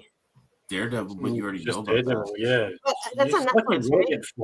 No, it's on Disney Plus. Disney Plus. I don't think I have Disney Plus. You're a smart one. See, this weekend, other than Saturday's the normal YouTube stuff, and then Sunday I did have something I had to do. No, I can't remember what the hell it was I need to do. I did the taxes last week, so what the hell is it this week I was supposed to do? More taxes. It's called Dimension. No. My taxes are done, off and filed, and that's that until April when I have to send a check to the federal government. I'm done. Yeah, but I'm happy, madam. It's Smaller check. Yeah. So for years, ever since the Trump tax cuts from his last administration went in, when my taxes went up huge amounts, this year I finally properly adjusted all my withholdings by taking a shit ton more out of my paycheck to the point where I only owe a couple $100. But from the state, I'm getting thousands back. So you e-file, let the state pay you, and then turn around and take a little bit of what the state paid me and send it to the feds. But it beats the last couple of years where I had to come up with, like $7,000 or $8,000 to pay the feds. That on top of everything that you'd already paid throughout the year. That's always that's super painful. I mean, it sucked this year because having smaller paychecks, but at the same time, it's easier to deal with a smaller paycheck, every single paycheck, than it is to deal with a huge tax bill like that at the end of the year. Eventually you get used to that smaller paycheck, and that's normal. Exactly. Right. You budget around it. And especially since that April, if you owe thousands like that, then you combine it with also we would have the state income tax payment would be, or not state income tax, state property tax would be due. Oh, and so you'd stack those two together, and all of a sudden you're trying to come up with $12,000+ or something that you're paying out in a month, and that's just like, if you weren't saving for that on your own, that was just damn near impossible. Yeah, that's actually, if you weren't saving for it, it was impossible. I'm not Elon Musk. I don't have vast reserves of nothing. How are property taxes because California is an expensive place to live, but how is the property tax compared to other states? So one of the saving, I mean, it's expensive because it's tied to the property value, but the saving grace and the one thing that they've been certain people try to get undone from time to time is we have what's called Prop 13 that was passed a long time ago that basically says that, while we have annual adjustments to your property tax, the assessors, there's a cap on how much it can increase for any given year. And it's so you're set when you buy a house. Like I bought my house 20 years ago. So that set the base. And every year since then, they can only go up by the cap, which is like a small percentage. So the property value, the tax that I pay right now is a fraction of what it would be if I turn around and sold the house tomorrow. So then their base is set based on what they buy it for. Ah, okay. Well, that's good. So when properties that have been in family hands for long periods of time, the property taxes will be relatively low compared to the market or that same house itself. The house next door, like my neighbor's house, what he pays in property taxes is probably about 2.5 times what I pay for mine, for a size lot and everything, because he just bought his house a year and a half ago and paid like 1.8 million, whereas I paid like 500,000 for mine 20 years ago, right? So that's like the huge difference. That from a residential side, that's cool. The problem has been, and where this has caused issue for the state from a revenue standpoint, if we start talking about the exciting thing of tax codes, because people love to talk about taxation. Ooh, taxes, yay! Is at the corporate side. It also, when they wrote it, it was meant to be a residential thing, but it also turned out it was written, it applied to business, probably because, it was something stuck in to get it passed or something. But so businesses have this same thing whereby their property taxes don't change either until it changes hands. So from a sale, so businesses are find ways of transferring property other ways other than direct sale of the property in order to bypass that, and that then causes losses of you don't get that tax revenue increase, because that's where you can get a lot of that from. But anyways, good. Taylor, I'm so glad that I could make you moist listening to tax. I will stop talking right now. Move to Augusta. Yeah, Rob, in Augusta, you would live in what we call Westlake. Westlake is where all the important people live, and you call them important, rich, whatever you want to call them. Bougie. But they're the bougier houses and stuff like that. But that's where Rob would live, and he'd still pay less than what he pays in California. I'm sure, and I probably would make less too. But no, you wouldn't. Why would you? Why would I? Because if I move out of state, like at least in my company, even if I stayed in my current job, I have a state of California cost of living element that's part of my salary. And if I transition to another state, then or even another country or whatever, depending upon where I go, there's different adjustments based on that, right? So there's a bit. I mean, don't get me wrong, I'd still be doing okay, but I mean, but we adjust because there's no need. Otherwise, during the pandemic, especially, like people were trying to leave, go wherever they could and stuff. And it's completely different for me living where I live to make what I make than if I moved to Georgia and still got paid the exact same pay. Don't they try to tax you if you leave California too? There was some proposal. There was a proposal, I think, of California was trying to do that because so many people were leaving, which turned out to be actually a fallacy when they looked at some of the numbers. I mean, yeah, there was an exodus, but there was also a fair number of people that were moving in. The exodus was nowhere near as big as people thought, and then post that exodus, there's been a large number of people coming back and stuff too because of various reasons, but. The one thing, me personally, I would never live in California. Only if I had to. We're demonized. I get it. No, you're not demonized. It's not your fault. It's not your fault because the weather is too nice. You don't like it. Yeah, the weather think it'd be soft. What's that? You think you'd go soft, being used to temperate climates year round, and not knowing? No, not at all. What cold is anymore? No, not at all. The weather. I think when you ask somebody why you live in California, they say the weather. You have no argument. Like your argument is null and void. If they say straight up the one reason they're in California is because of the weather, you lose the argument because the weather is amazing in parts of California. Yeah, well, not all of it. I would say you got to remember, it's a big state. It's a big place. I understand that. You got to remember, California has desert that is just as bad as. Remember, the hottest place on earth is in fucking California. Yeah, but you're not going to go live in the desert. I tend to disagree in that you know what Los Angeles is? It's a fucking desert. It's a desert that they pumped water 400 miles south to make it green. Truth. I know that, but where Same you Las live, Vegas, pretty much. Where I live, that's different. Yes, when you take and it's all about if you take the map and you line it up longitudinally and you take it around the world to go to Europe. Where I am at in the San Francisco Bay Area is about equivalent with the south of Italy. It's a beautiful temperate climate zone. It's absolutely. Is that what you tell yourself, Rob? You're like, it's just like the south of Italy. No, on a longitude, it absolutely is. But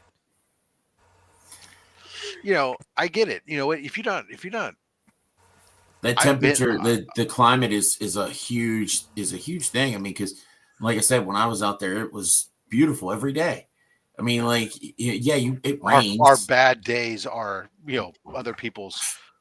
This is okay days. So what? Yeah. So you can't have every day can't be sunny and glorious and beautiful 100%. That's right. Because if you do, it just gets hot and baked and becomes too hot. But so you can't have everything always be, 72 degrees and sunny every single day. It just doesn't happen. In Arizona, when it rains, or it's really cold and like kind of overcast, everyone's like, "Isn't it beautiful today?" Like seriously, like so we're so used to it being just sunny and beautiful every day. Like when it's overcast or raining, we're like, "Wow, look at the rain!" I have AC and heat. I do too, and but you still have to go outside at some point. Yeah, there's something to be said for like you just want to go out inside enjoy the patio. It's like and not have just be uncomfortable, or be able to go out and play sports in the middle of the afternoon and not be like lose 27 pounds of sweat and everything else. No, I get it wrong. You get acclimatized wherever you're at. You do, and it doesn't always seem as bad. If you're used to the desert heat, then you know what? When it's cooled down to 100 degrees, you think that this is pleasant.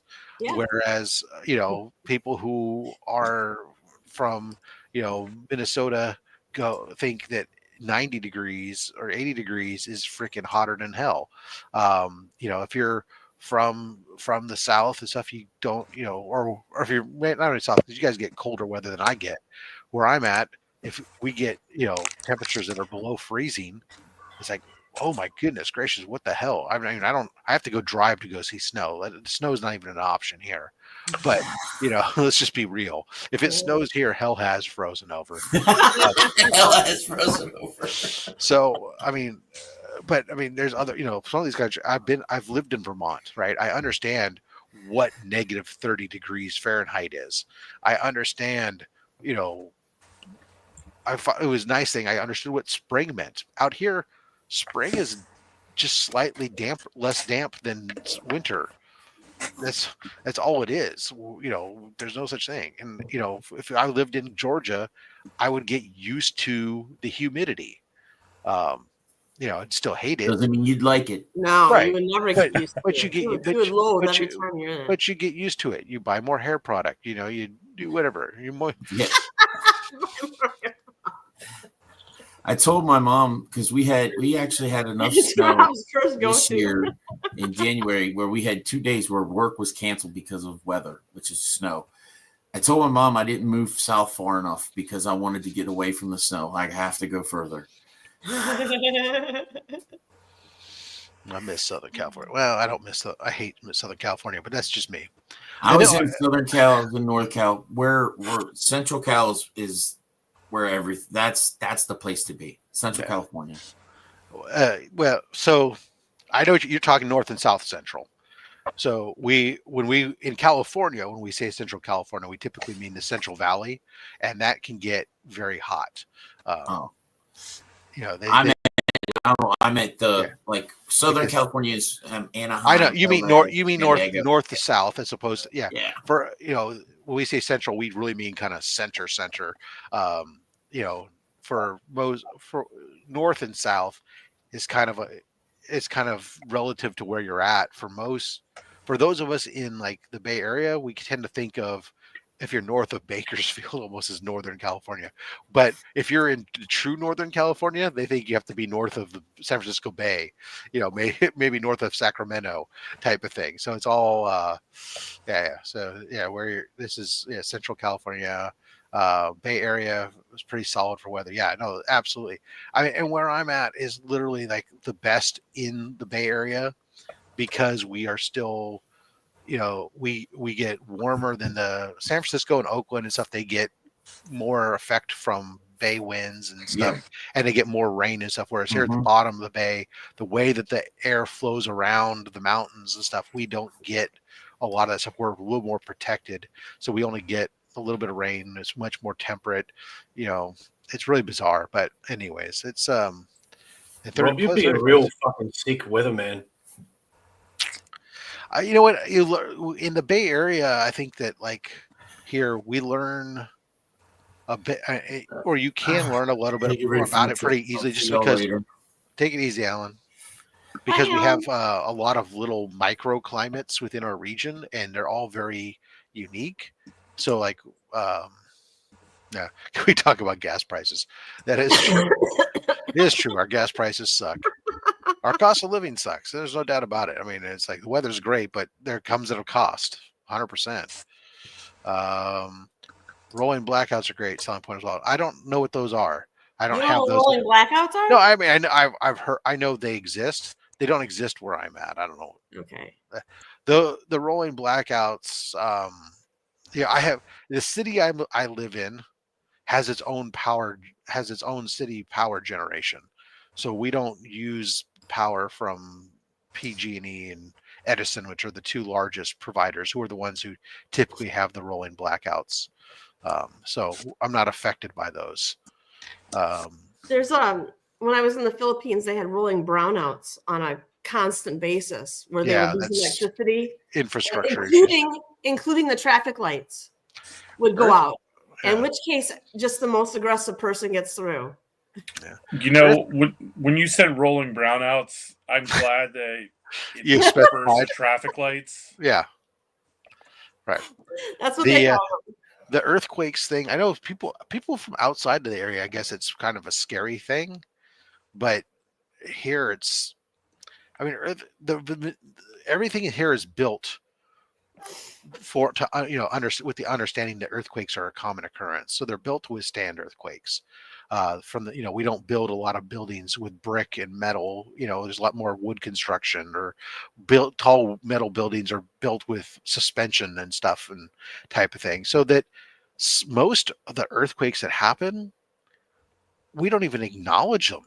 They're pointless. I mean, the news reports on them, and I get pissed off anytime the news reports on anything less than a 4.2 because it's completely away, because it's just completely meaningless. Whereas outside of the region, I totally get it. It's a different ball of wax. It's just what you grow up, you get used to, right? To me, the idea of hurricanes and tornadoes are way more scary than an earthquake, because the chance of an earthquake being the big one is, those are year events that happen almost, not even once in a lifetime. And I've already been through one in my lifetime. So, that was. What do you ever feel like California's going to drop off into the ocean, or? No, because I understand the reality of tectonics and geology. What's your bare minimum that you get out of bed for? High 4s, low 5s. Okay. I mean, most of the time we sit there. Here's what. If you ever watched the beginning of L.A. Story, the Steve Martin movie, he's basically at a diner or an outdoor cafe in Los Angeles, and like there's an earthquake that happens, and like he's like starts freaking out and stuff, but like everybody around him is from the region. They just keep carrying on their conversations, grabbing their glasses and stuff as they start to walk off the table or something. It's an over exaggeration, but I mean, it was really true for most Californians. There's an earthquake and the people will pause for a second. They go like, to register what it is, and they realize, oh, it's just an earthquake. They've assessed that this isn't something significant, and they continue on what they're doing. And the last time I actually, other than school, actually took any kind of precaution and like went to find cover to hide under a table or something. The one and only time I've ever done that was the big Loma Prieta earthquake in 1989. And at the time I was laying down on a waterbed because it was the 80s and waterbeds were still a thing. And I was, and I was kind of jostled by the waves on the bed. And of course, and watching the blinds swing out from the windows, and literally because of wood construction, the house walls were kind of like doing this type of a thing. And I said, I think I should probably get under the desk for this one. But so you were woken by basically a tsunami in your bed. Well, at least 3 foot swells. Yeah, it was rough seas, and you had a rolling blackout. But at the end of the day, we lived 14 miles from where the earthquake epicenter was. Wow. But there was no significant damage to our home or anything. We lost a couple glasses, but we were also living in the mountains at the time and on bedrock versus San Francisco, which had catastrophic damage because their soil was, built liquefied and stuff. So different things. They've changed their construction now. But anyways, I don't mind people moving here as long as they understand that in the city left is you have to drive a bit to get your coffee. You're too lazy to make it yourself. Yeah, so I make my own coffee. Rob, do you still have glass marbles? Yeah, I believe there is a vase full of glass of marbles here with some fake flowers stuck in them somewhere.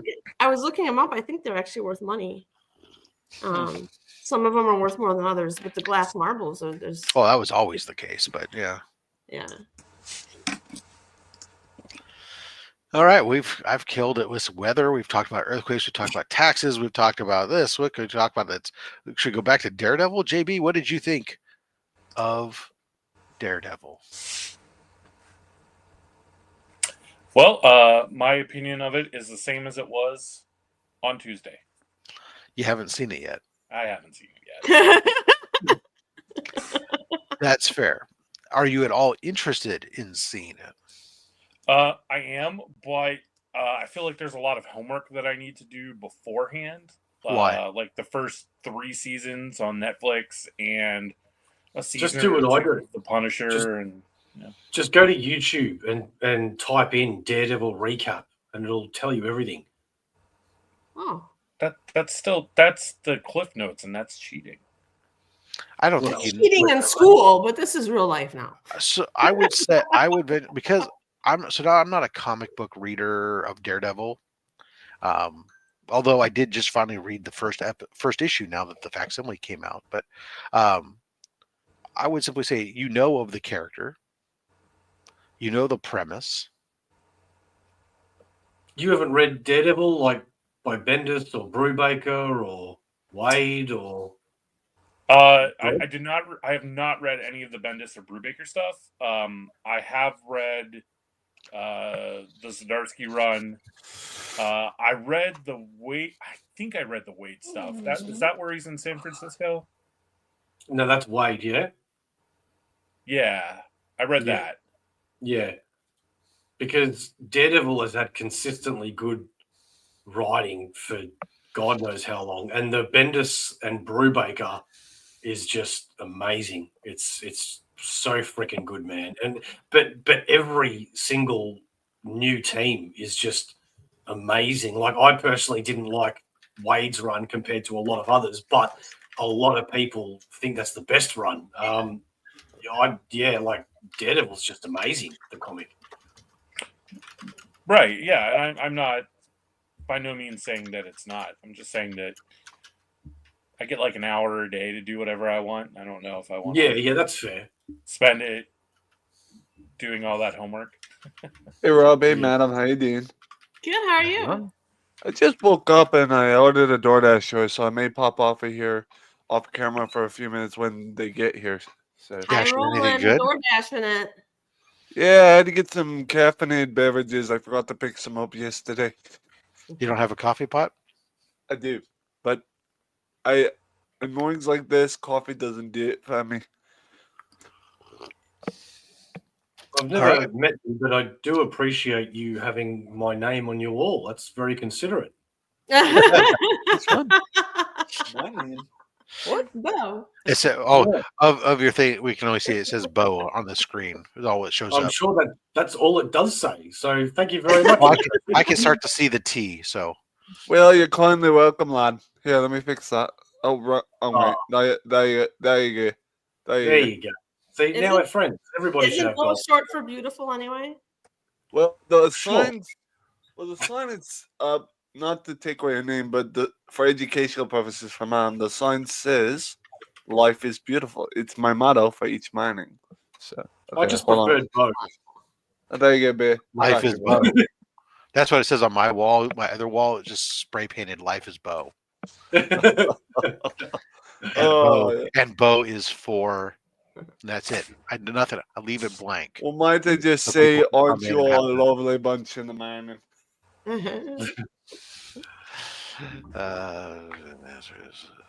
have a question for Madam. Madam, are you doing an art? Are you doing some sort of art project that looks lovely? Thank you so much. This is Rob, can you make me big again? I hate to ask. Sorry, hold on. Damn, Rob was working. Since you were slacking on your No, you have to remind me because I'm working now. I'm on the clock. Okay.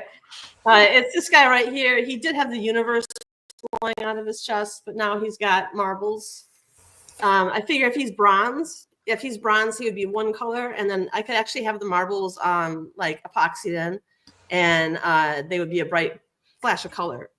And they could symbolize a lot of things. They could symbolize small worlds. They could symbolize, the universe coming outside of him, or they could symbolize him losing his marbles, which I guess would be the head, Rob said, but I think either way.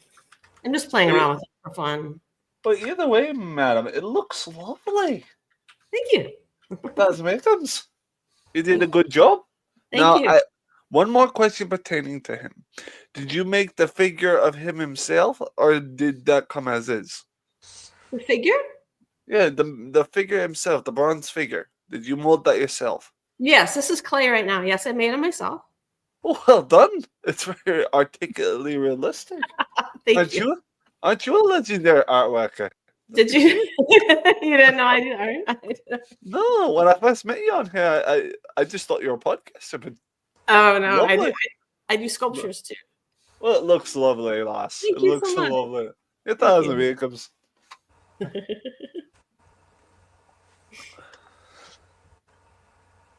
And Rob, I have a question for you, lad. Yes. How you doing? I was doing great until it came 6 a.m. where I'm at, and I had to start working. Oh, you poor bastard. Exactly. Right now, I'm dealing with fuck nuts in the UK that don't listen to what I say. I hope you're not talking about Bo. He seems to be fine. I'm not talking about anybody here. This is just. We're glad because Bo looks like a real nice guy. Bo's not in the UK, anyways. He's in Australia. Oh, my bad, Bo. Yeah, we're assholes. Bo's all right because he's because I don't have to deal with Australia. Don't feel bad, lad. I don't think of you as an asshole. I think of you as a bloody saint for being on here and being so genuine. See. And you full of beautiful compliments. Well, there you go.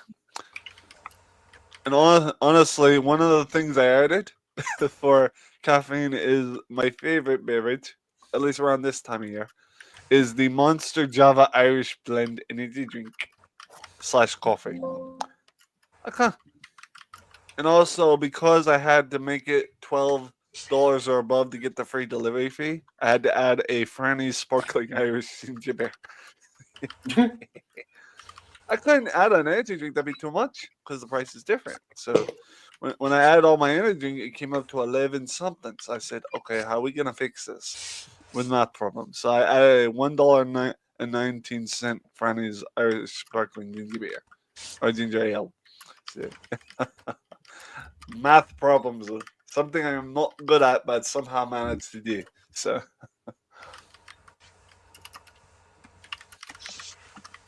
By the way, I have a question. Where's Legion? He's dropping off kids at school and whatnot. So he'll be back. Oh, that explains why he's not here. He's got to do things. He's got to be a parent.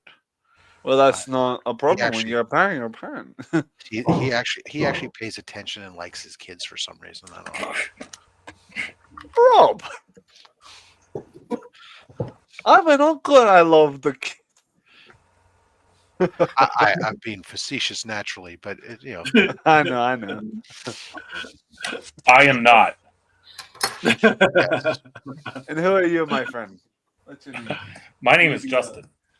DBL. I think I've seen you around here before. Justin Birch Letters. Well, Letters. Justin is not. Oh, sorry. Go ahead, Rob. I was say Justin is our resident comic book industry insider. Yeah. Oh, okay. But I'd use those terms loosely. Well, a lot more so than myself or Bo. I mean, we've never even been in a room with Stan Sakai, whereas he's just beating you out for industry awards. By comparison, yes, on a technicality. Madam has a very. Awesome... I just want to show you, since you didn't know, I did Sorry, this. I just want to show you real quick. Hey. Oh. Oh my goodness gracious! It's called Seasons, and this is Winter on top. He's an angel, and he's embracing spring beneath him. Who's embracing summer beneath her, and at the bottom is fall, and he has antlers, and he's holding up the bottom. Wow, that's pretty amazing, actually. And you did that yourself? Yeah. Well done. Now, Madam has disturbingly amounts of talent that we like to try to gloss over sometimes because we don't want her head getting too big. But Oh, I say let her head get big. She's wonderful at the artwork. Thank you. And Madam, I got a question. Yes. Now, this is just a question. You don't have to take it into mind, but would you particularly turn that into your own business with selling the artwork, or are you just keeping it for sentimental use? Either way, it's nice. Actually, I have done I've done 3 or 4 public monuments that are out. Wow. Yeah. That are life size. There's some in Georgia. There's one in Florida. There's one in Texas. There's one in Phoenix across from the Capitol. I just unveiled of a life-size bronze statue of a suffragette leader, Frances Wood Munns. So all these are intended to be made into bronze. And this is my passion. This is what I hope to be doing. Well, that's all we can ask for, is that you follow your passion. Didn't you have one overseas somewhere? I do have one in Romania. That's right. What's that one?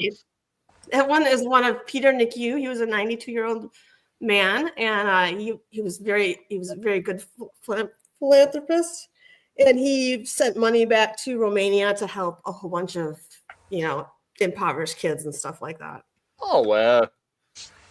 So he is. Well, that was good that he did that. We need more people like that in the world that will help out the planetarium and the people of the planet versus, Yeah. And Madam, I think one of those people is you. No, I don't think so. Oh, come on, you're a good lass. You're a good person. Yeah. And Rob, we need more people like you out there. I don't know about that. One's enough. Obviously, well, lad, I'm not saying a doppelganger carbon copy, lad. We all multiplicity. Should touch my Pepe, Steve. Sorry, go ahead. All I'm saying is that sometimes I realize my jokes go right over everyone's head. That reference was a bit too esoteric, Rob. Pull back. Pull up. I guess what I'm trying to say is we need more of this in the world. Let me pull out my sign. Nothing goes over my head. We need more of this in the world. More people with this in the world. That's right. Yeah. Madam, look. Yeah, okay. My mother approves of that purchase. Actually, believe it or not, I sent the pit.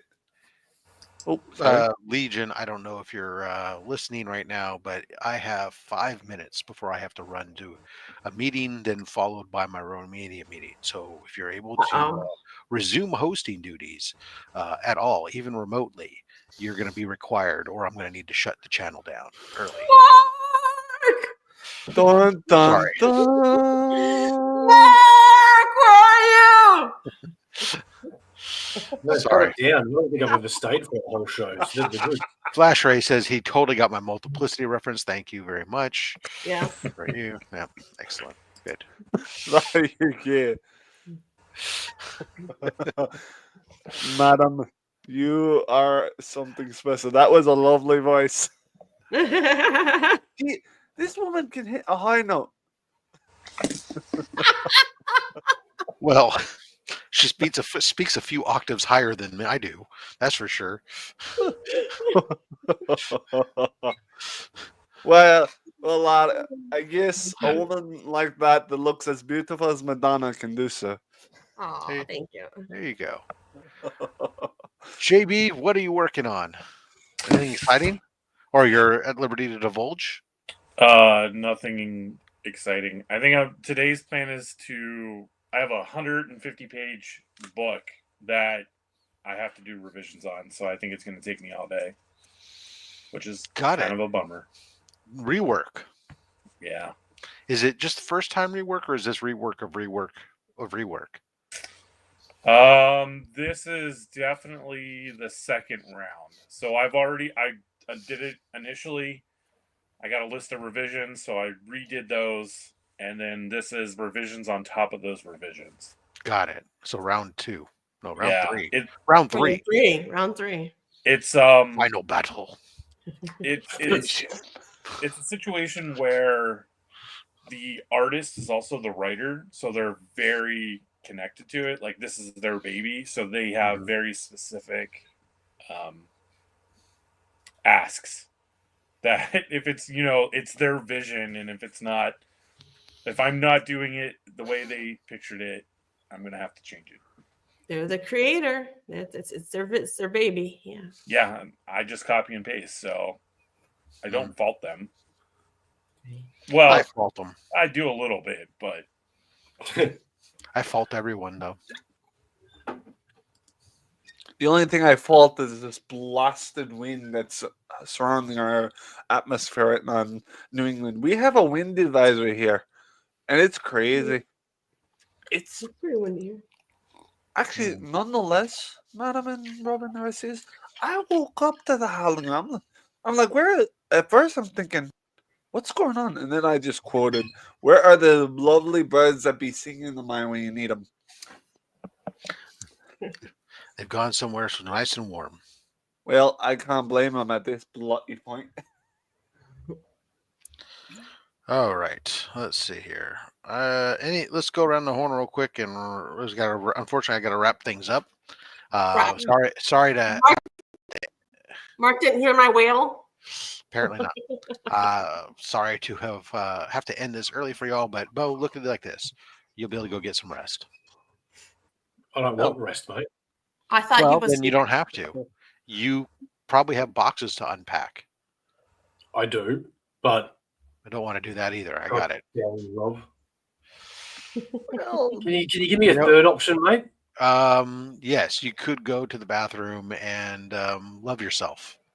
Watch TV. That's a great option. Okay, I might do that. You could do that too. I mean, I didn't know. Maybe you wanted to love yourself aggressively, but Rob, ending off with loving yourself aggressively. Starting off with this, I think that's just because Rob knows me, madam. Lady up here just in time for us to say goodbye. Hello, lady. Good to see you. Sorry to bring you on only to have to say goodbye, but I do have to go to work.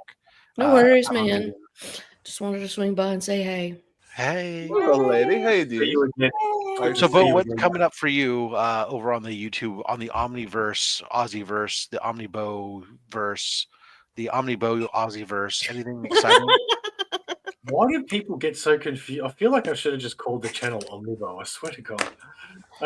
Well, because most people call their names after themselves. Actually, that's not true. Oh, there's a lot of people do, but Yeah. you're not so egocentric. You chose instead to be a patriot, a true patriot of Australia, and your channel is for the country, not just for Bo. Got it.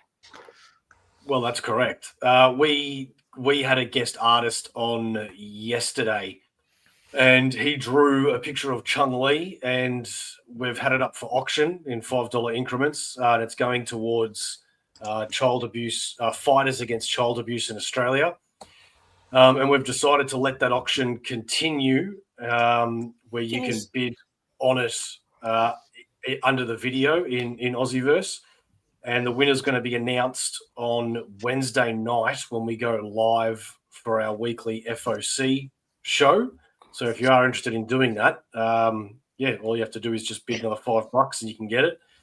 As far as shows, I have one tomorrow doing a Kickstarter. All right. Well, that's all the time we have. I have to end the panel now. I'm glad that we got to the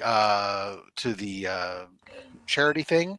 No, Bo, I'm cutting everybody else off too. It's literally, all right, mate. No promotion whatsoever. I have to go to a meeting. Thank you guys all for joining us today, and we are Legion. Dum ba dum bum bum.